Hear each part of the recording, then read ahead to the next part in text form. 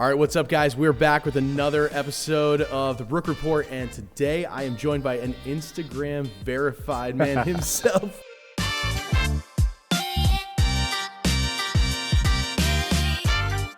Former NFL player Eli Joseph, current absolute real estate beast now. And, I'm excited because this guy is an overcomer. His story is one of perseverance and determination and strength, and I'm excited to get into it. So, hey, thanks first of all, for joining us today. No, thanks for having me, David. I really appreciate it. Anything for you. You helped me enough already. So whenever you ask for something, you got me. You're too kind, man. You're too kind. So today's an awesome sunny day out. What's real estate look like for you today? Today, got an offer accepted, working on a new listing coming. So meeting a photographer there, working on some pictures and lighting, and a couple showings. That's about it. That's cool. Much different than the days of playing ball, right? Yeah, like right now, I would probably be still lifting weights, then running, and then eating 5 meals. Trying to get calories from 5 meals a day. So don't miss it. I'm here. I can barely remember to eat sometimes just because we're so busy. But this is going to be just an awesome episode because we're going to talk a little bit about, obviously your time in the NFL, your story. We're going to hear a little bit about like what it's like in real estate right now and your challenges, just that you've overcome. But let's just start out first with like a little bit about you. So tell us about like where were you born and how did you grow up? And let's start right there. Yep. So I'm from Hartford originally. Grew up in the north and the south end. I have a twin brother. So 4 siblings total. And grew up with my mom, single parent. And no one in my immediate family owned real estate. So I never knew about a multifamily investing, and it was just leasing. Just leasing. Yeah. My entire life. And wasn't easy growing up, being a single parent with 5 kids. So, we basically had to, fend for ourselves and, get into, sports. Luckily, we had, coaches that, helped us. So positive male role models, coaches that, helped shaped us along the way.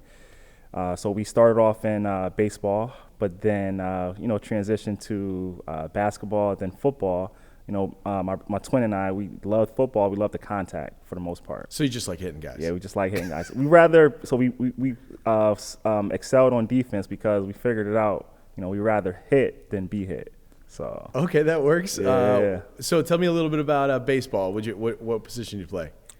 So I play outfield. Center field wasn't too. I mean, it was short. It was short lived. I got hit by a ball straight on my chest.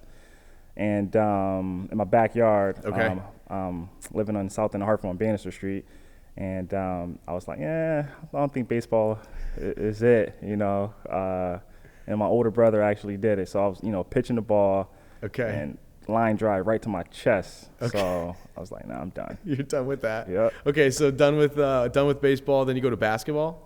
Yeah, basketball, yep. What'd you play? We played, so being, the tallest in high school, middle school, so, we have to play forward or center. That's just how it is, right? And, the coaches try to, recruit you to get, to play basketball just because you're so tall. So, we just helped out, our teams in middle school and high school. I'm guessing you did a little better than I did. I played center, but actually I just sat the bench most of the time. So I'm guessing you did pretty well, but then you transitioned to football. Yep, definitely. How'd that happen? Football, honestly, just seeing, my older brother, my older brother was, a great football player and, just wanted to, emulate him, copy him and, whatever he did. Having like, role models to, someone to, model after. Yeah. That was him at the time. And then, you start getting older, like, wait, I can make money from playing football. So, you start taking it a little more seriously and, training and, preparing, in football just because, growing up in Hartford, you want a better life. So tell me about that. Like, was it challenging growing up? It sounds like, so there's 4 of you, your mom, and what was it like? I mean, for me, I grew up in a single, my mom's a single mother, and she was making $15,000 a year and raising us that way. I mean, showers were 1 minute long, and You know, she'd knock on the door, and when the food was gone in the fridge, it was gone. And I'm not trying to like belittle, you know, my life or anything like that, but I know a little bit of what it's like to have a single parent and the challenges that go along with that. So what was it like for you? I mean, it wasn't all bad. I mean, you know, you have, you know, great moments. Like my mom, she attended every football game. She did. Right. So I know some parents, you know, you have two parents or, you know, a great, you know, household, and parents don't even attend one because they're too busy or, you know, but she made sure she attended every football game. But no, you know, like the negatives would be, you know, not having a dad in the house or, you know, going without, you know, certain things at times. You know, not having enough space as well. Do you feel like you had guidance because you said dad wasn't around, so you looked to your older brother? Yeah, older brothers and coaches. Okay. You know, if I had to look back, definitely older brothers and coaches. So how much older is your older brother? The oldest is 41. Okay. The second oldest is about 38. How many years in difference for you? 10. Yeah. And then second oldest is about 6, 7. Okay. Yeah. So they had already gone through high school, Yeah. and you were in middle school, and you're watching them and how their trajectory worked out. Yeah. So did they played football? Yeah. And then you decided to come along and, Yeah. and show how it was done. Yeah. So did your twin brother, did he play football as well for a long time as yeah, well? yeah. Or? So we actually played on the same team in high school. Okay. So we played at Hartford Public High School for 4 years. Then we went to the Kent School in Kent, Connecticut for 1 year. Did a postgraduate year there. And we got, you know, before we even played our first game at the Kent School, you know, we had 2 offers from Temple University and Buffalo. Okay. You know, UConn offered me a scholarship, but they didn't. You know, we were a package deal. Yeah. If you're not going to offer my brother, I'm not coming. You know what I Okay. mean? So. So where'd you guys end up We going? ended up going to Temple University. And what was that like? So you transition out of high school, role models being, you know, your coaches that you had. Yeah. Were they helpful with life stuff as well, or just really just focus on sports? Yeah, definitely. Like my coaches played a huge part. You know, like so in college, if you're a football player, you know, entering college, you have like unofficial visits and official visits. Okay. You know, they would drive us from Connecticut down to Philadelphia. You know, house us, feed us, and you know, just be like that father figure along the way. 'Cause, you know, my mom, you know, she's not leaving Connecticut. To drive us down for, you know, a couple days. So. So what was school like academically for you? How'd you do in high school? Yep. So this is I'm happy you asked that. So my first year, and I wrote about it in the book. My first year at Hartford Public High School, I think I had 3 or 4 Fs, right? But then, you know, having, you know, coaches and male figures, you don't know, because you don't know about the SATs, we didn't learn about that, going in Hartford. Like, you just don't know, we Why weren't not? preparing. No one's just sitting down with you and I saying, mean, hey, this is good. most don't go to college. We Okay. didn't have, a lot of people around us that were college educated. So they didn't know about. You mean growing up at the house? Growing up in Hartford in general, right? So, most people, our age were preparing for the SATs in middle school or freshman year in high school, taking their PSATs sophomore year. Mm-hmm. I didn't even know, anything about preparing for that. So what was your outlook on life when you were, getting into high school? It was just, what was it academically? What was it personally? What did you think life was going to be like? Yeah, I mean, so no goals. Being 14, 15 years old, you have, guidance counselors, asking you, hey, what do you see yourself in 5 years? I couldn't even see that far. Okay. Right. What did you see? How far were you seeing at that point? Honestly, school was about having fun and girls, just being honest. Yeah. 14, 15 years old. So having that outlook, you struggle in school. So ended up failing about 3 classes. And, that's when, one of my coaches said, hey, look, you're not going to get a scholarship, a free education for free with Fs. Right. So, I thought backwards. I was like, okay, let's work backwards. If you want to make it to the NFL, you have to go to college. Okay. Right? So at that point you decided to think, this is what I want. I want to go to the NFL. Yes, because I thought that was a means to an end of getting out of Hartford. That was the main, now we're getting to it. That was the main reason. The main reason is I want to go in the NFL so I could buy my mom a house, get out of Hartford. So that was the goal. Yeah. So, got to work backwards and, okay, got to go to college. Okay, got to pass your classes. Yeah. So, every year after that, all A's and B's, nothing below a B. That's awesome that you were like starting to reverse engineer the process and the goals all the way back in high school, and that woke you up. Yeah. So it was actually the challenge of living in Hartford in the current situation, saying, this is what I want to do. I want to buy my mom a house, and I need the money. And how do I get the money? I have to play ball. Yeah. And the only way to do that is to go to the NFL. Yeah. So that was my mindset then. My outlook on life was that's like the only way I can make enough money to. It wasn't get into business. That wasn't even an option. I wish I knew about real estate back then, or any other type of business back. It was just football. Football was the only way, and unfortunately, a lot of guys, had that mindset and still do, and don't recover or transition or pivot. You mean from either getting into NFL or correct, or or making it to the NFL, but you're not going to be there forever. What else? I think you're more than just a football player. Like you're more than just a realtor. You're more than just a basketball player, right? Well, isn't that interesting? Like people find their identity completely in their jobs and what they're doing. And for you at that time, it was I need to get into the NFL. You had a singular focus. This is what I'm going to do with my life.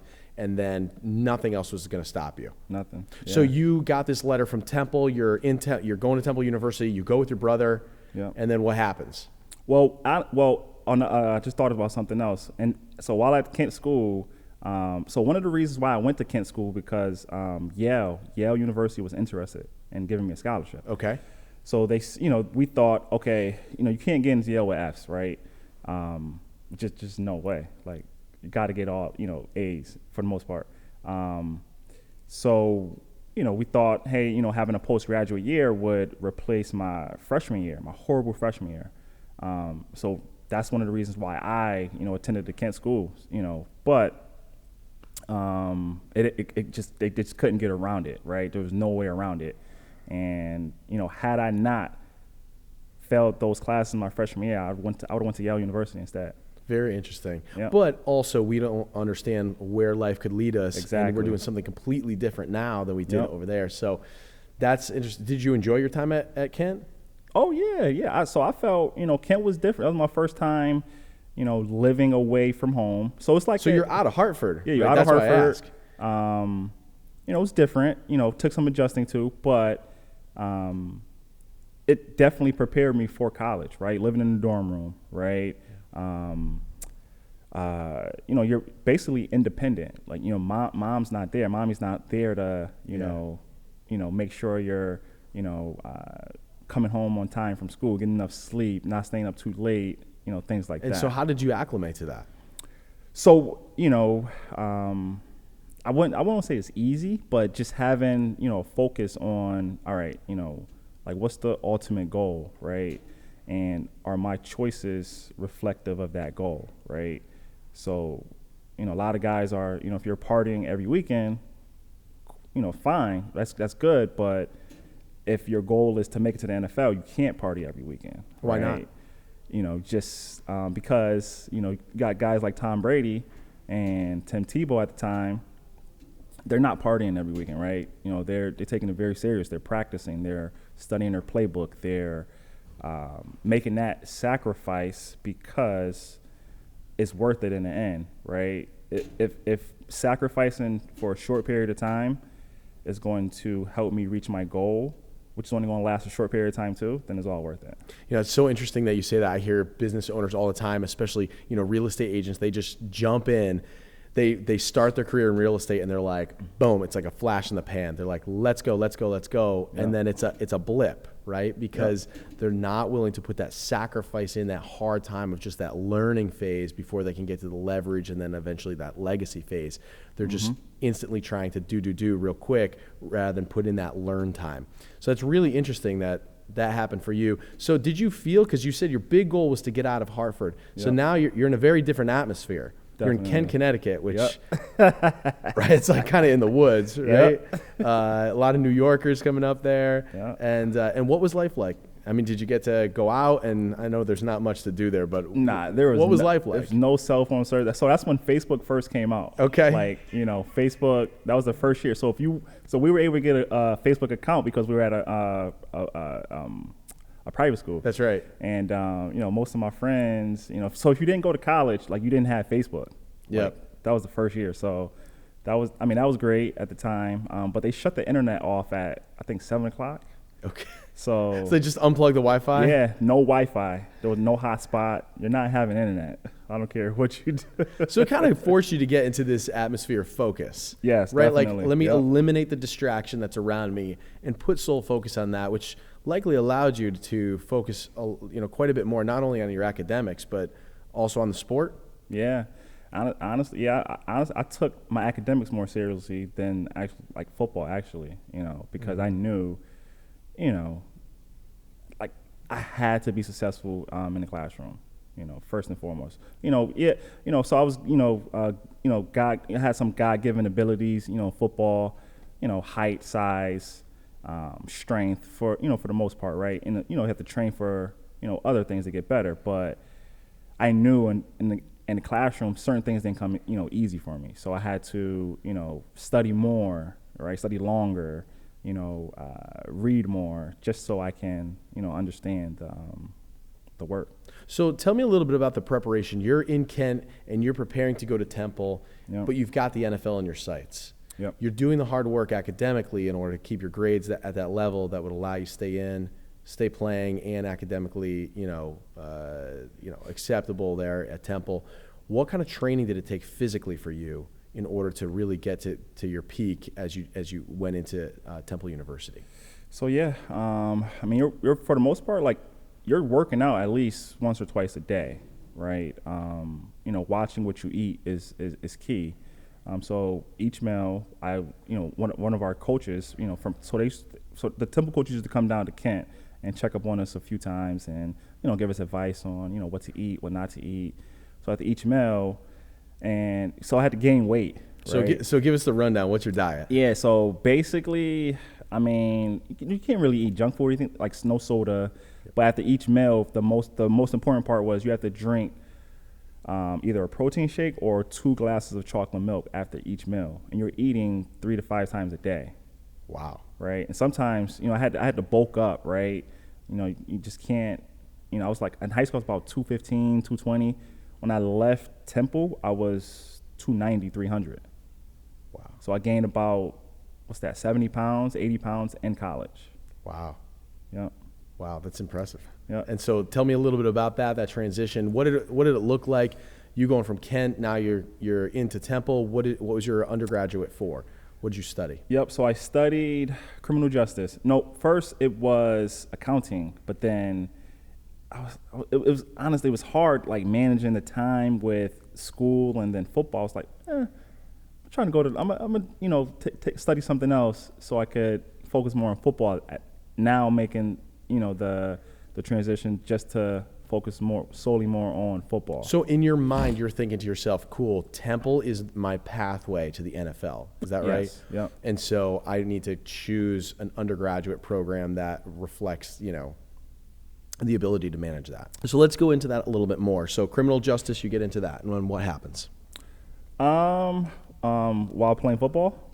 So just playing, working out, and your first year there, and it's totally different. Each level is different. High school, you might be faster than somebody in high school, or stronger than someone, or taller than someone. That's your advantage. Yep. In college, that gap's shortens because you're playing against better people, and everyone's on scholarship. Everyone is. Yep. And so everyone wants on scholarship. Everyone wants to play harder, stronger, faster than you. And everyone wants to make it to the NFL or have similar backgrounds. And everyone. It gets harder when everyone wants what you want. And so, how did you adapt to that? How'd you fight through that? Right. Some people get discouraged. They're like, "Oh my gosh, competition," and they shy away from competition. Yep. So how'd you face that? Got to face it head on. because you just got to try. Even if you lose, just you have to try your hardest, right? I'd rather go out giving it my all than not even trying. Well, some people don't. Some people will fade right back from rejection. Yeah. They cannot stand that rejection. So what did you do mentally to prepare yourself for that, and even physically to prepare yourself for that? Yep. What'd you have to do? Where'd you have to put your mindset? Mindset is to focus on the goal, right? How can I, all right, tell my mom, hey, look, no, this is my goal to, buy you a house one day, which did happen, not from football, but this is my goal one day to buy you a house. How can I look you, my mom in the face and say, oh, I'm afraid. Did you share your goal with anyone? Did you tell your mom, you say, Mom, I'm going to go to the NFL and I'm going to buy you a house? Yeah, she knew that. What'd she say? It's like, okay. She believed in you. Yeah. So how can I, now tell her that, then go back and say, this is very competitive, I'm afraid, or I'm not going to compete. I'm letting her down, letting myself down, and then I think that carries on in life and other things too. So like the moment you do that once, you might do it again, then again and again. Then at one point does that stop? That's right? so powerful, dude. And it's like, right? I don't want that. I don't want to live like that for the rest of my life. That's actually a habit, a pathway in your mind that you teach yourself and you tell yourself. And I'm just like, I'm baffled by that. People will give up so quickly, and they're training themselves that it's not about this moment that you're giving up on.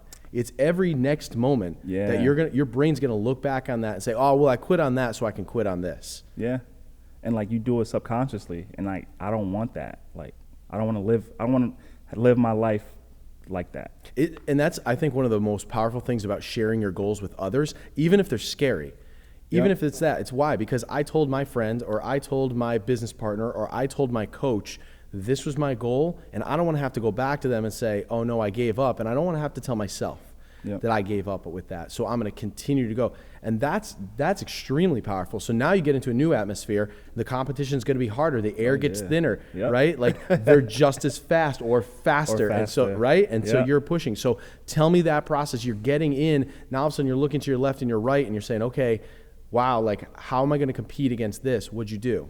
So you just have to do more, right? You have to do more, be more, give more.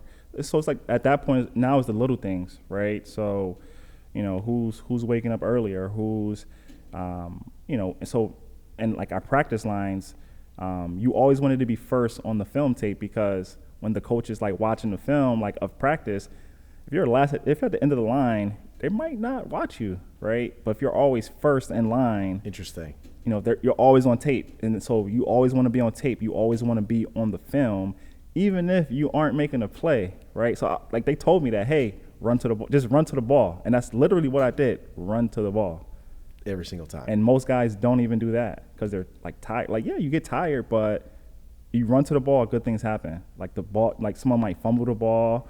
The first person there that might miss the tackle, and by you running to the ball, you're just there. You're actually running more towards opportunity because the opportunity centers around that ball. That's it. That's it. Yeah. And it's incredible how that relates to business for most of the people. It's like that's where the activity is. Go to where the activity is. Like you're trying to produce this thing on your own, hoping that someone, I think it's the funniest thing when real estate agents are these secret agents. They're like hiding out, hoping that like someone's going to come along and say like, hey, I'd love to have you sell my house. It's like, you're not even like letting anybody know that you're doing that. You have to make that happen by going out there. You're not the ball hog. You're not anything like that. You're like, I'm running towards opportunity, not only to make that happen for my team, but also for myself. Yep.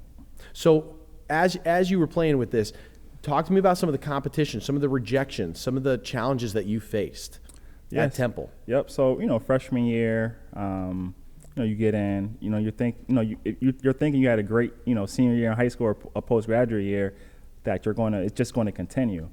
And I mean, you hit a roadblock, right? So you realize at that point, like, wait, everyone's, good. So I have to get better. I have to get stronger. I have to get faster. I have to learn the playbook better than anyone. So learning the playbook, you can anticipate like a play. Let's talk into that because there's a lot of correlation that happens between learning the playbook in your world being in, entering into the NFL and also in real estate, learning the playbook here. Yeah. What was that like for you? Because it sounds like, oh, I just want to be out on the field, right? I just want to do that. Yeah. But the playbook is just as much, if not more, definitely important, just like watching film, to see what the competition is doing. So talk me through that. Yeah, so watching film and playbook go hand in hand, right? So you could be the fastest person in the world, but versus someone who knows what play is coming next, right? So if I have that, if I can anticipate what's coming next, I'm faster than you, so I don't have to think about it, right? So now, if I'm studying my plays and if I know, what play is coming next, I'm that much faster. So that's a something, a benefit, right? For, a play, like most players, they just think, oh, wait, I'm the fastest, I'm the strongest. I don't need to study. I don't need to learn my playbook. But it's the opposite. Like, you have to do that even more. It's funny how reactive people can be in business and environments when they're unprepared. Correct. Because you're unprepared, you're waiting for that player to make the move which informs your move.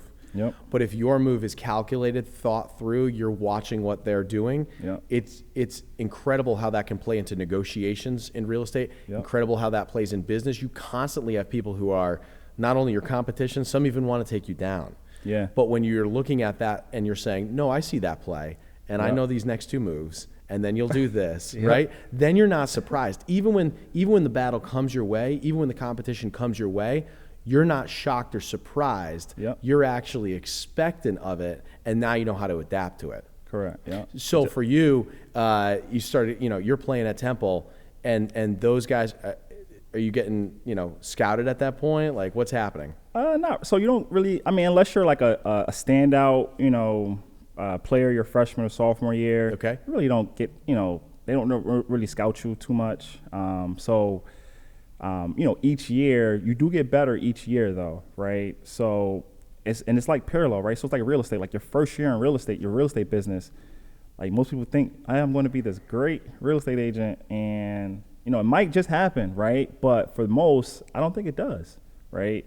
Like you have to go through someone, being better than you, or you have to go through the learning process. You have to go through, being on the bench temporarily or not seeing that much play time, or, making mistakes too. So right? what are you doing during that time? Because I love this correlation, because obviously listeners are going to hear that and see that you adapted that world into real estate eventually. But walk us through that. So you're sitting on the bench, you're like not on the field. Yeah. What are you doing during that time? So watching the play. So most guys, like, if you're not playing, most guys would be upset. Oh, coaches don't like me. Like making excuses. Coaches don't like me. Right. They have something against me. What else? I don't know, just any excuse, right? But if you're on the bench, just taking that time, watching everything. All right, let me watch this play, because you just never know. Someone might get hurt. Someone might get cut. They just might put me in, and I need to be prepared, right? So that's like football, right? Is no other business or profession, other than playing a professional sport is like that. You always have to be prepared no matter what, because you're going to get called, and you have to be ready, right? Because if you're not ready, it's going to hurt you and the team, right? And you don't want to be that guy that, we lost the game, or it's a team effort, but people do point out mistakes sometimes. Yeah, I find it funny. People they discount that learning process of sitting bench or just that educational. That's your education. You're sitting front row. Yeah. When you get into the real estate business and you're like, oh man, my friends or family might not like me, or these buyers don't like me, or they get these leads, they don't like me. It's such an excuse, right? Yeah. Like that's your opportunity. and the great way that you can take advantage of that time when you're new in the business is actually watching those who are on the field play. Yes. And just 100% being obsessive about understanding their moves, why they're making those moves, even watching their own mistakes, right? We're really clear. Hey, I make a mistake, I'm going to let you know. Yep. Why? Because I know that others are watching me. And so that's such an important time, I feel like, for business owners, real estate agents, whatever that is, to really absorb the information that is being delivered all the time while others are on the field, while they're playing. Watch how some of the best business owners, real estate agents actually perform. Yeah. For one of the loan officers who was on one of our episodes, James Allen, he said, I like literally glued myself to my mentor's desk. Why? James wasn't doing all of these loans. He was just watching the amount of loans that was going through on his mentor's desk to see how many deals were happening. How did he navigate that situation? Well, that looks more challenging. Well, that's a niche situation. How did he navigate that?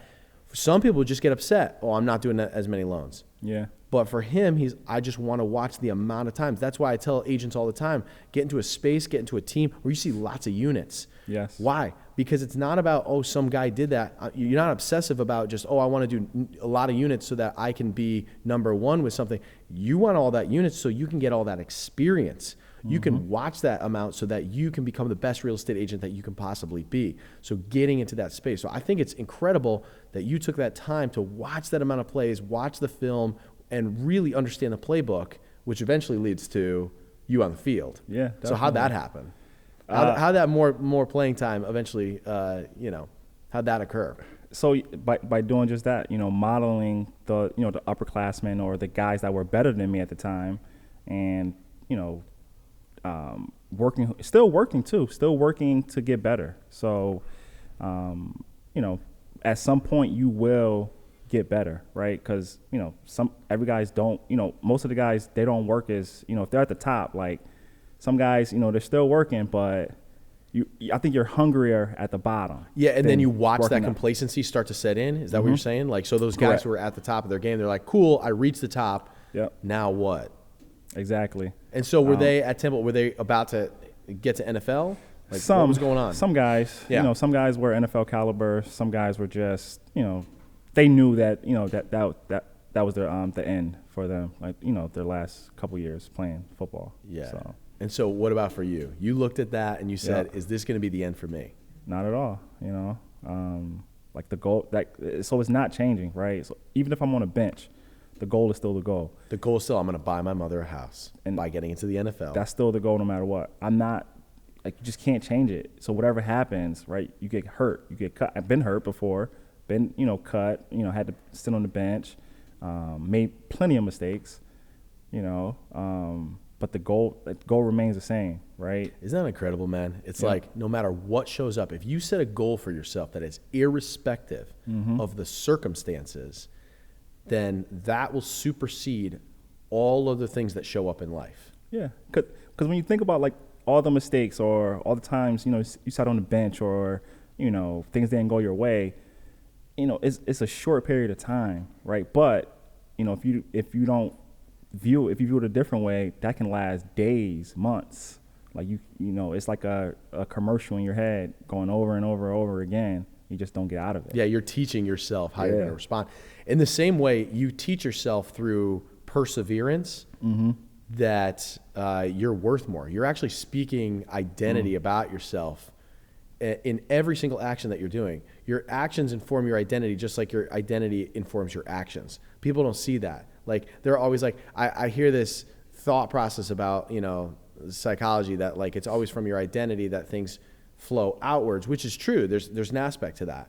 But then there's also this aspect of by you doing those actions, it's actually informing who you are. Definitely. Right? So like, and I saw that, I believe, in the book of Principles by Ray Dalio. And it's like, you're the guy who goes to the gym, right? Like, I'm nowhere near as physically fit as you, but if I went to the gym and I did that often, then every time that I do that, I tell myself, you're more athletic. Actually, I want to correct that. That was not Ray Dalio's Principles. That's actually James Clear's Atomic Habits. It's by you doing that activity, you're actually informing yourself, and now you're believing I am athletic. Yeah.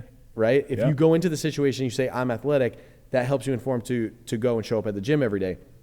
But by going to the gym every day as well, over and over, you're also informing yourself and believing for yourself, I am athletic. Yeah. So that's incredible about your goal setting, that the more that you focused on that and that being the one thing, you actually were telling yourself overall, I am an NFL player. Yeah. I am an overcomer. It's just a matter of time. That's the only. So for you, it matter of time. was a when, not an if. Yeah. Just, yeah. All right, so even if it was only for a day, it's just a matter of time. All right, so I'm almost on the edge of my seat here. Tell me how did it happen? How did you actually get from Temple to the NFL? Yep. So so senior year, that's when agents, well now, things have changed, but back then, an agent you couldn't contact an agent or vice versa until your last game as a senior, right? It was just, NFL rules and regulations. NCAA rules and regulations. So we graduated early as well. Academically? Academically, yep, correct. Fantastic. Yep. So my twin brother, he was better than I was. He played linebacker, I played defensive line. And he was supposed to, I might have gotten drafted, maybe not, but he was supposed to get drafted. Maybe third, fourth round. He ended up tearing his knee, and that was the same year as the NFL lockout. So, like the NFL draft was, everything was quick, right? Wow. There was no preseason for rookies, so we both, ended up undrafted, which is fine. We got a call. So, and now the waiting period, right? So normally, it's the NFL draft in April, then you have to report to rookie training camp like the next day. Right, so with the NFL lockout, no one reported until August. So we got a call in August. From April to August, we're just like in limbo. We got a call from the Green Bay Packers. Hey, look, we want you and your brother to come down here. It's like, oh, what? Really? Package deal. Yeah. We were surprised about that, right? Still together, right? So we're still together. They called us. We're down there the next day. And you tell your mom? Yeah. Yep. How'd she react? Everyone was happy. Yeah. Yeah. My brothers came over. She's grinning ear to ear. Yeah. You told her, Mom, I told you I'd do this. Yep. And how were you reacting? What'd you feel like? What kind of emotion goes through you when you get a call from? We were excited. So, we from April though, we knew we were going to get called. You know what I mean? So it was like, we were more surprised that we were together still. But we kind of knew we were going to get called. It was. What was the emotion like between you and your brother at that time? We were happy. Yeah, we were excited. We thought we were going to go finally separate, but.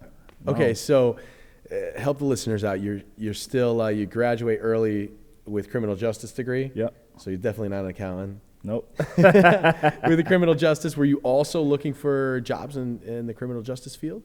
No, you were like, this is my singular. Yeah, it was just so football. No fallback plan.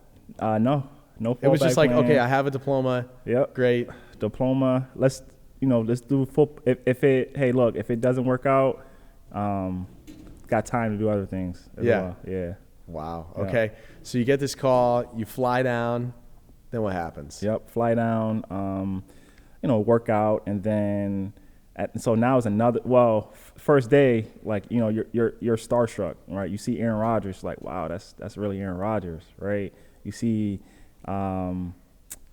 what's his name? Donald Driver, right at the time. You see him. You see, Charles Woodson. You see Aaron, Clay Matthews, right? Yep. He'll wet his hair at practice, flip his hair back. All the girls go crazy, but so you see those guys, and those are top tier guys, right? Wow, I see those guys every day on TV. And it's like you're nervous, you're scared, wow, because it's now, from high school to college is one level, from college to the NFL, there's no comparison. You're talking about the air being thin. It's the thinnest now. It's the thinnest. Tell me this, did you feel I should be here, or did you feel I'm out of place? So the first day, no, so a couple days after, I'm here. I'm competing with these guys. I'm here. They're not better than me. I'm better than some guys. Some guys are better than me. But nah. Some guys are still in the NFL now, and they're just not that talented, but they're still there. Interesting. Yeah. Interesting.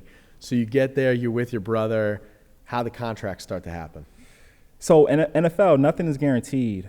NFL stands for not for long. Only thing that's guaranteed is your signing bonus, right? You don't get that much as a rookie, undrafted rookie, as a signing bonus. And then your contract is not even guaranteed until you don't get paid until the season starts either. So league minimum at the time for a rookie every 2 weeks after taxes. So you get paid every 2 weeks in the NFL too. Okay. You get 8 checks, right, for the whole year. 8 checks. And I remember just listening to guys in the locker room, like, some guys were broke, like, because you only get 8 checks for the whole year. And like some guys needed the season to start so they could get money. But you hear that, but you get 8 checks, and league minimum at the time was about $12,000 every 2 weeks. So you got 8 checks for like $12,000 league minimum, undrafted. I've seen guys with, each check was like $1 million. They're hold it up in the meeting room. Hey, I got paid $1 million. So they get 8 of those for the season. That's pretty cool. Yeah. What'd you feel when you saw those checks? $1 million checks. I was like, wow, like, like that's the goal, that's one of the reasons why, you sacrifice so much, to get compensated for that, But yeah, it's normal. Like you see money, a lot of money in the NFL locker rooms. People overspend their money? Yeah, a lot of people. Yeah. Why? What happens? Because you get there and you're thinking to yourself, yeah, so I got it. Yep. So now what? You think, well, number one, you're not taught, right? What to do with money. Number two, you think you're going to be there forever. And the average career is 2 or 3 years and that's the average for everyone across the board. I've seen guys get cut the same day. Why? The competition, or how the NFL works is, and I've been cut during the season too. So they might cut you for a day, they might cut you for a week and bring you back because that week they need. That's got to mess with you. Yeah, that week they might need a receiver for that week. They don't need you for that week. They need a receiver for that week. So they'll cut you. Say, oh yeah, we'll bring you back though, and then bring you back for 4 weeks. Yeah. That has got to mess with you. Yeah. Okay, so no one teaches you. Let's go back to the money thing, right? No one teaches you how to manage the money. Nope. For the most part, right? Yep. Most guys, they don't come from most guys similar to my background, right? You don't come from money or having someone around you that you trust that can help you to manage your money. So you said you looked around and you saw people who were in your situation or with a similar background. Yep. Would you go into that? Yeah. So similar background, single parent household. Like their goal was to help their family as well, right? Like they're the first person in their entire family, his family tree to even make 6 figures, 7 figures for the most part. So yeah. That's incredible. So everyone's there. Either kill or be killed. Yeah. And that's what it sounds like. That's what it is. That's and we all know you do the math, right? There's only 53 people on a roster. Okay. And it's either you or me, and we're gonna get after it, right? It's friendly competition. Sometimes it could get aggressive, but for the most part, it's friendly. And look, so in college is more of a team. Like you're on scholarship. You're not going to lose your scholarship, right? You just probably be on the bench. NFL, if I don't make the team, I don't make money, and I don't feed my family. And now you talk so now it's like grown men with you're 22, 21, no kids. All right, so tell us how aggressive. How aggressive does it get? No, you fight. Fight for the most part. Yeah, it's common to fight in college or the NFL. It's interesting. I teach on this when I go through and I talk to companies or teams or whatever. We go through those 5, the pyramid of a dysfunctional team, right? These 5 areas, and trust is the key. That is the bedrock for every successful team. But conflict is present. Definitely. Conflict is that next piece to the pyramid. Yeah. To eventually get you to the results. And so there's actually this positive conflict that happens, but it can also go negative at the same time through lack of trust. So how bad was it? How bad when it comes to, people being aggressive? They're trying to trip you up in some way? No, I wouldn't say that, in some situations you might have like a veteran, like someone who might have been there for 10, 12 years, got a rookie coming in. They might not help them. Like they might notice some things. Instead of helping them, they might, might not say anything at all. Because you're training your replacement. Exactly. Isn't that wild? You can get that. I'm not surprised if it probably doesn't happen often, but I wouldn't be surprised if it does happen. Well, that's so common. I mean, I think even in our business, right? Like Yep. I'm doing something, you're doing something that's totally contradictory to anything in real estate. I remember when I started, you'd get a new listing and people would be like, well, how'd you get that? They don't want you to succeed. Because they feel like, where'd you get that business from? Yeah. Oh, how'd you get that? I remember when I first got my first subdivision for new construction was, oh, how'd he do that? Oh, he must be friends with the manager. Oh, the manager must have helped him. I'm like, I worked for that guy. I was a laborer and worked my tail off and then marketed like crazy to get that appointment, lost the first time. But people put anything up because they feel like I am training my competition. Definitely. And I think the difference is this. If we're going to preach abundance, if we're going to have a mindset of abundance, then don't be surprised when people who are listening to you act in abundance, right? Right. And then when that situation shows up, people, decide to, make a move or whatever it is, good. Yep. Right? And like that's that sort of mindset. But if you have the mindset of fear and of scarcity, that shows up. It sounds like it's showing up. It shows up a lot, because you're in an atmosphere of performance all the time, which is Correct. It's fine. But that's showing up there. That can be a challenge to live around. Yeah. So what happens next? So you're there, Yeah. and now you're getting checks for 12 grand every 2 weeks. Well, so summer camp, you don't get paid during the summer camp. You probably get paid, because they house you and they feed you for free. So you don't get paid during summer camp. So you have to go through preseason games, right? So we, but then we start noticing like guys are like missing. Like, wait, where was he? He was here yesterday. Yeah. Got cut. And you're like on the Truman Show, right? So like you're constantly on camera. Like they're constantly, cause that's how they evaluate you to make the team. They have to look at what's on film for you to make the team. If they don't like what's on film, they will cut you. Is culture a part of anything? Is it like, hey, is he a good guy? Is he, like a team player? Or is it very much down to just the performance end of things? I say, that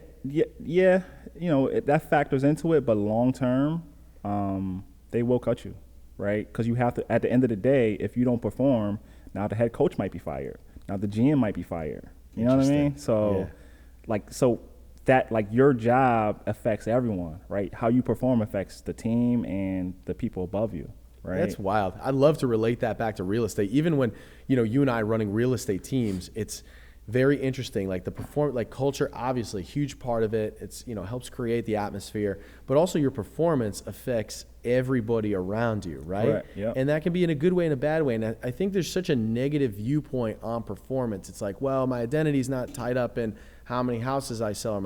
That's not the point. Yeah. The point is how you show up here is how you show up everywhere. Definitely. Right? It's like if I'm showing up unprepared or not trying to do anything, then you're telling people that that's okay in my world. I don't need to serve the client to the highest level possible. It's very interesting. So I feel like people don't all the time grasp or understand that a culture of performance is not a negative thing, right? As long as it's not tied to like your whole identity as a person, Yep. So walk us through what happens next. So, so you have 4 preseason games, Yep. and after each game, they're allowed to, they have to cut the roster down, right? And, what I didn't know was that entering the NFL, it's a business, right? So some guys are only there just for camp because they need camp bodies, right? So you're not cutting Aaron Rodgers, like he's on the team. So it really is only about 10 spots available if you do like the math. And so I just like, all right, he's a camp body, we have a chance to make the team. So we make it to the last game, and we play the entire game. Like we're exhausted, right? We have the best, my twin brother and I, we played, his name is Elijah. So we play the entire game. We had the best games of all the previous games as well. And we're like, look, man, I think we're going to make the team, man. I think we're going to make it.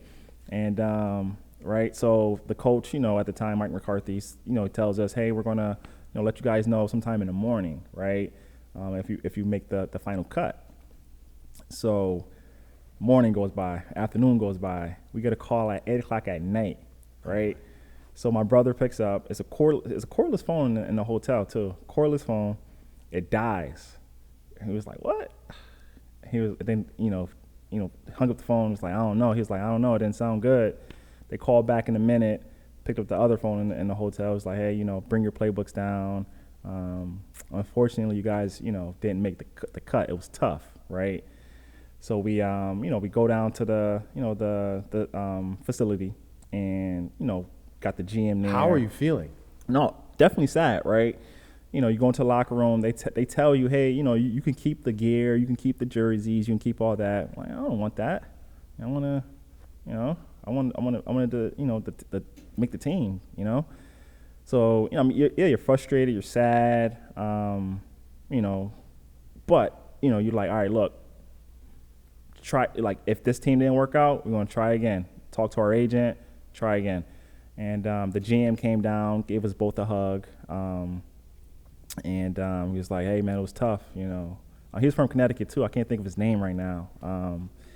But yeah, man, he definitely tried to pull some strings for us. Yep.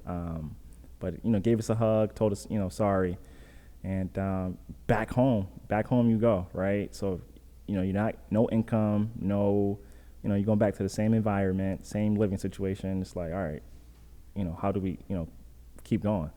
Get called a couple weeks later from the Pittsburgh Steelers, to come work out, right? While training though. Do they know? What? Oh yeah. So the NFL film is shared throughout the entire business. So like, each team knows which players were cut. Each team can have film. So if they know I was cut, they can look my name up, look up all my film, and look at the film. So each team can do that. So that's what the Pittsburgh Steelers did, and they called me in for a workout, right? So there was 2 other guys there, but I pulled my hamstring like the day before the workout. I'm like, oh my God. So I didn't say anything, wrapped up my hamstring, still worked out, and I beat out those 2 guys with a pulled hamstring. Fantastic. And I stayed on the Steelers for that entire year. Wow. Yep. That's incredible. Yep.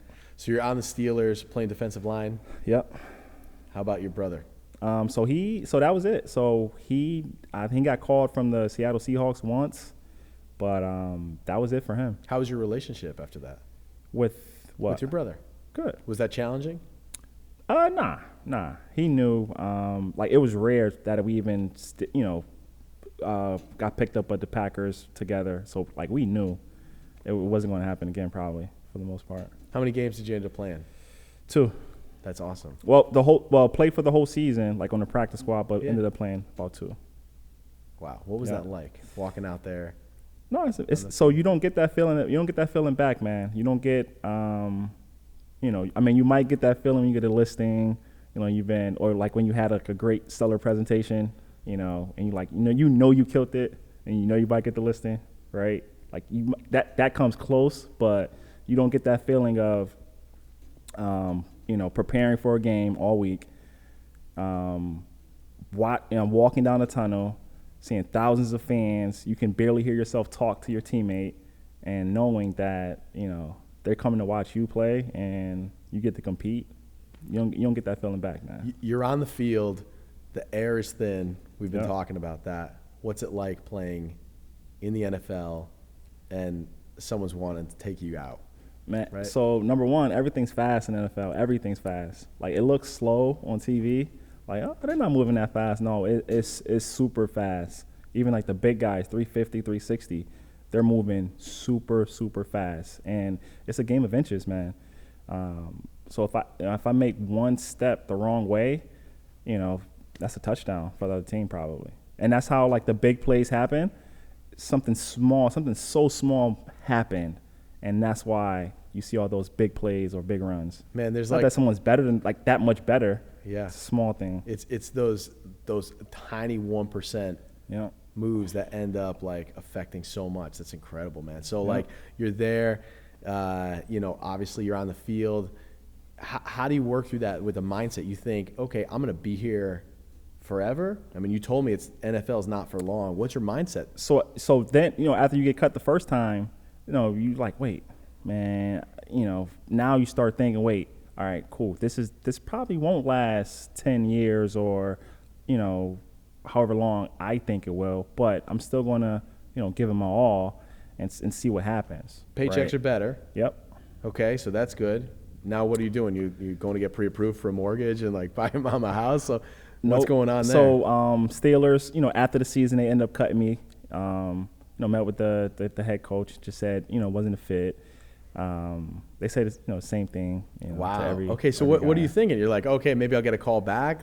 So not from the Steelers, so I go home. I get called back again from the Falcons, make it to their summer camp, but end up getting a concussion. That's my first concussion my entire life, playing football with the Falcons. But so that's weird, right? So while playing with the Falcons, I initially didn't want to say anything that I had a concussion. And most guys don't in the NFL because you're not like, you're hurt, but you're not like really, nothing's broken for the most part. Like that's like the mindset in the NFL. That's why most guys don't say anything. But I didn't want to say anything because I was like, if I say something, they're going to cut me. That means I'm going to get cut again and go back home. So I didn't want to say anything. I didn't say anything for a day. Called my mom and told her. She was like, no, you better say something. A couple days later, they cut me. But I mean, in the long run, though, it was the best decision. 'Cause I could have really got hurt from playing with a concussion, long-term damage. So we needed you to stay smart and sharp and here and present with us. No, but most guys don't.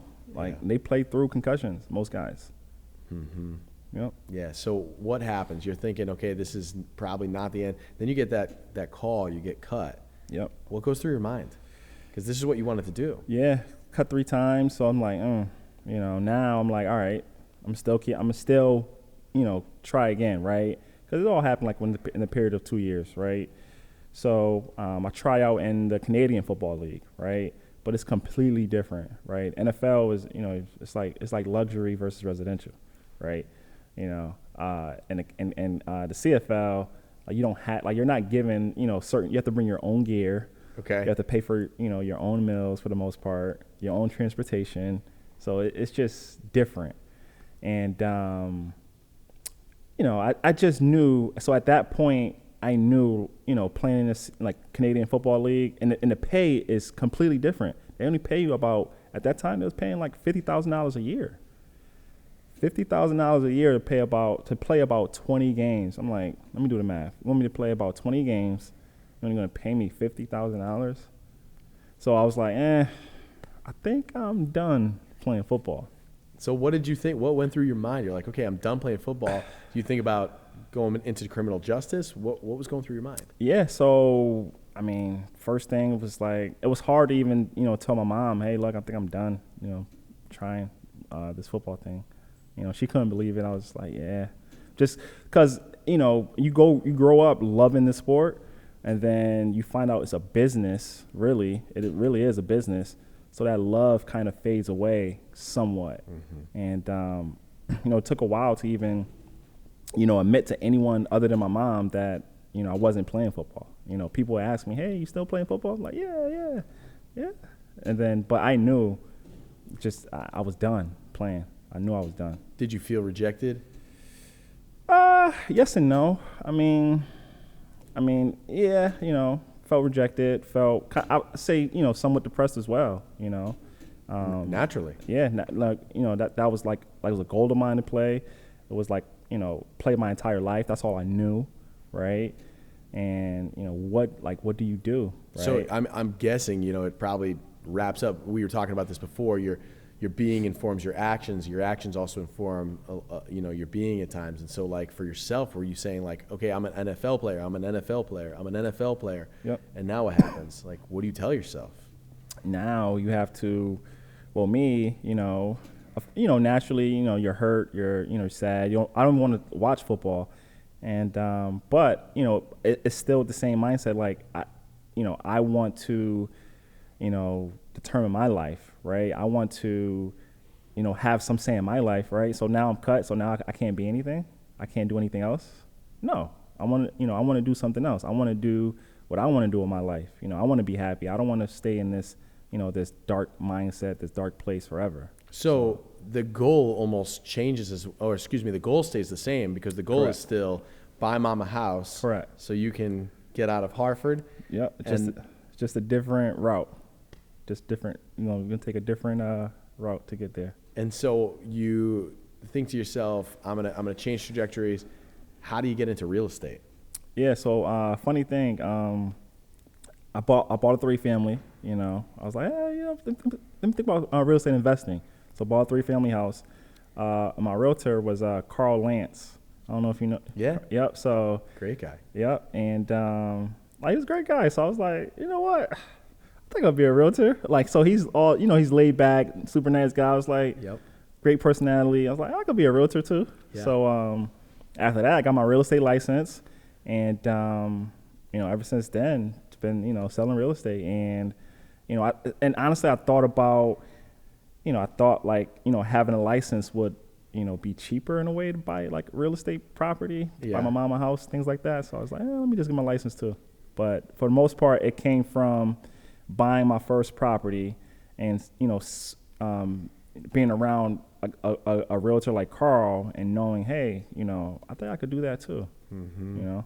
So what's your experience been like in the real estate game? What did you expect it to be like versus what it is? Yeah. How we talked about the NFL, like, I expected it to be, I fell in love with it, and then I found out, it's a business, right? Yeah. Well, we know that real estate's a business. Yeah. Tell me a little bit about your experience in it. Yes, my first year, I thought it was going to be, thought I was going to have like a great year and, make rookie of the year, things like that. Almost made it, but didn't. I made a lot of mistakes though, but I mean, most of those mistakes were done on purpose, because I was like, wait, I'm waiting on, someone else how to write a contract. You know what? I might just write this contract. You know what? I'm about to just go meet with a seller, right? Then getting met with rejection by not, having the right coach, not having the right mentor, not being prepared, made those mistakes. So I'm like, all right, cool. I did that already. Now let's do it the right way. Yeah. So, I purposely made mistakes just to kind of speed things up a little. Yep.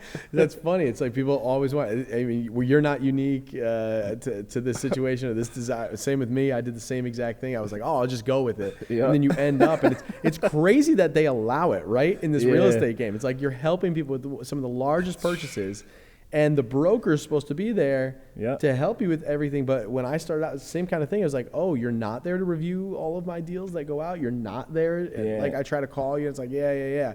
And that's this wild thing that they have in this business. They're like, you talk about, your splits right up front, Yeah. but they don't realize that, like, you get what you pay for. If you're only giving that broker 10% or 15% or whatever it is, the amount of times that they are going to call back in order to pick up that phone or navigate is like so few and far between. I hear it all of the time. I'm like, great, how's your split working out for you? They're like, they're fantastic splits. I'm like, how's it working out for you? They're like, I'm broke. I'm like, okay, cool. So it's very interesting that, like, your experience with this is not unique. So what happens for you? How do you really get, some traction going? You go from NFL now into real estate, total beast now, right? When we met, you had 60 deals, 70 deals almost that you were doing. How did that happen? Time. So just knowing that so having the same mindset, the sports background, I think the sports background definitely helped, because I knew, college, it took a few years to get to a certain level. So I knew in real estate it's going to take a few years, right? Yep. It should take a few years, right? So I like having that mindset and, just working, right? So doing something, right? Someone said, it doesn't matter what you're doing, whether it's open houses, whether it's, social media, whether it's door knocking, whether it's Facebook, whether it's seminars, anything, right? Just I wanted to get my face out there as much as possible. And that's what I did. I did open houses. I did three or four open houses a month for about 6-7 months straight.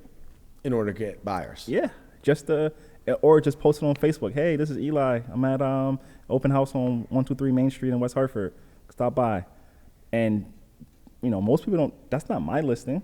Yeah, but I'm out there. That's great. That's and what is that? That's relating it back to run to the ball. Yeah. Right? Just run to the ball. Because at some point they're going to look at you and they're watching and they're like, oh, we see Eli. Yeah. And that, a productive agent is an attractive agent. Yeah. Tell people that, right? Definitely. A productive agent is an attractive agent. And when you're out there, even if you're just making movement, right? And I tell people this as well. It's like, don't mistake activity with movement, right? Like just because you're doing things doesn't mean you're truly moving. There's a lot of guys who like look super busy and aren't actually doing things. But use that activity to get to that place of movement. So like you're using that activity. It's not my listing. Ask for permission.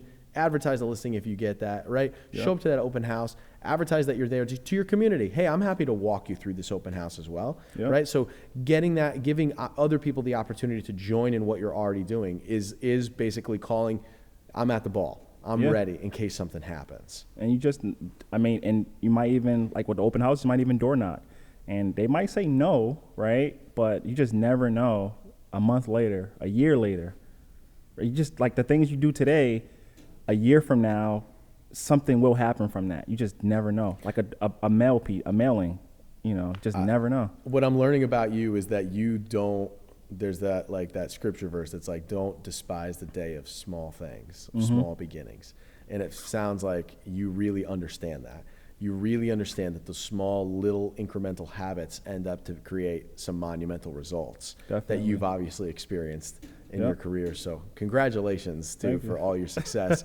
Tell us, how's it going with mom? Did you buy her a house? Bought her house, got her. So, and that's another thing, being in real estate, like you just know certain things, and buying a house for a good price, things like that.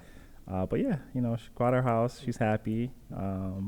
That's amazing. And you have family? Yep. That's amazing. You have a little daughter? Yep. Is that right? Yeah, her name is Ilana. She's 14 months.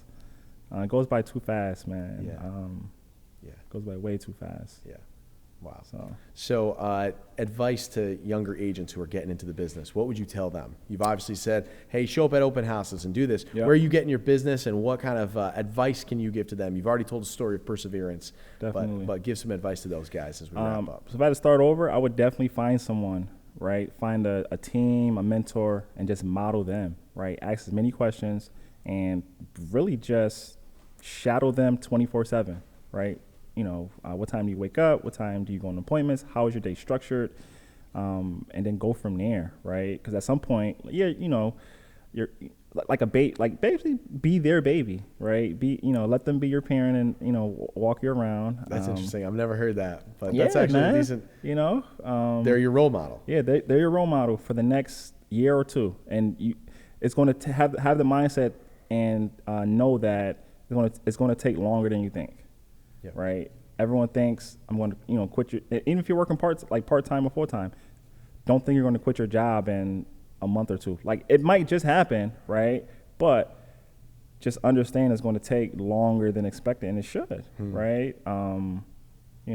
Just to have, a long-term, sustained success, it should take longer, to get there. And that's interesting too. It's like that longevity mindset, and always being a learner.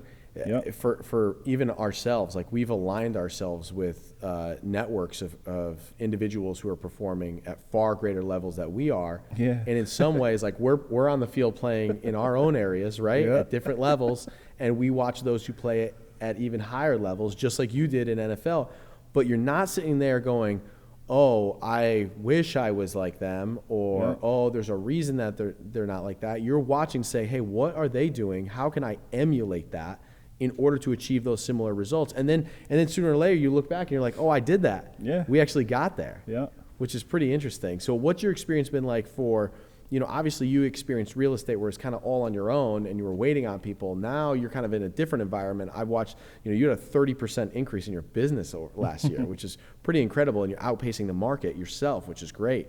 What have you done that's like really allowed you to have such, trajectory and momentum in your business over the last year? I think time management, right? Having, a team structure, having support and help, realizing, I had the mindset I had to be at every, home inspection or every appointment, and really don't have to, right? You could use those times to, build your business even more. That's right. You can, focus on, and honestly, like what you focus on matters, right? So how do I, get that, 30% increase, right? Should I work with more buyers? Should I work with more sellers? Should I increase my price range, my price point? Asking those questions, right? So just sitting down with myself. All right, what's the goal? How do I get there? And what do I have to do? I've been watching you as well. Like you're there. We talk about watching film in NFL. We're a part of a mastermind that meets every Monday and every week. I mean, you are on there. And sometimes like I'll show up and I'm like, oh my gosh, my appointment's finishing up. I log on, there's Eli, like just watching. Yeah, those guys are good. And learning, right? And then you're applying that to your business and watching it grow. For ourselves, I mean, I don't know what I would do without that. I never had that. Coming from other places. And now that that's in my life, it's like you never got the chance to watch film. And then all of a sudden now you're like, oh wait, I get to watch film and like see what the other people are doing. Yeah. Like now I'm gonna emulate that and like let my trajectory go, because like for most people, they're gonna hit their goals. Yep. It's just how quick are you gonna hit your goals? And you have an option to like either do the hard work, read the playbook of others, right? And like learn that, or write your own playbook. It's like, what's going to take longer? Right. Yeah, go ahead, write your own playbook. And oh, by the way, I'd rather take somebody else's playbook that's already done the R&D, and then we're taking playbooks from how do you do the best open house, how do you do the best, door knocking, how do you do the best listing presentation, whatever that is, and then just apply it to your business and let it ride from there. Yep. And I think that that's been awesome about working with you, is because you have such an open mindset, even coming from the world where that wasn't the case. Correct. So why is that for you? Why do you have that like mindset of abundance, even though you were in a mindset or like an environment of such scarcity? I would say just being around my mom, definitely, growing up, my mom giving so much of her time, the things that she had was able to give, and instilling into me that hard work matters, helping others matters, and having a mindset that, hey, look, it's going to be okay. Yeah. Like, this too shall pass, right? So whatever you go through, it will pass, right? Yeah. So you if anything that you are an overcomer. That's what I've learned about you, and as we've done some business together. Tell me about like your future. What do you want? What's the new goal, right, for you, and what are you growing and building? Yeah. So the new goal is to to grow and build the team. That's my priority. I think I'm at a level I can give back to agents and help them grow their business. Yeah. Starting from the bottom. It was a phrase I think Kyle used. The man at the top of the mountain didn't land there, right? You have to climb up there. You might fall down a little bit, but you got to still keep going and keep climbing, right? So that's amazing. So how do people, if they wanted to like reach out to you, obviously they could probably find you by Googling you, because you're Instagram verified and everything. But so the Joseph team.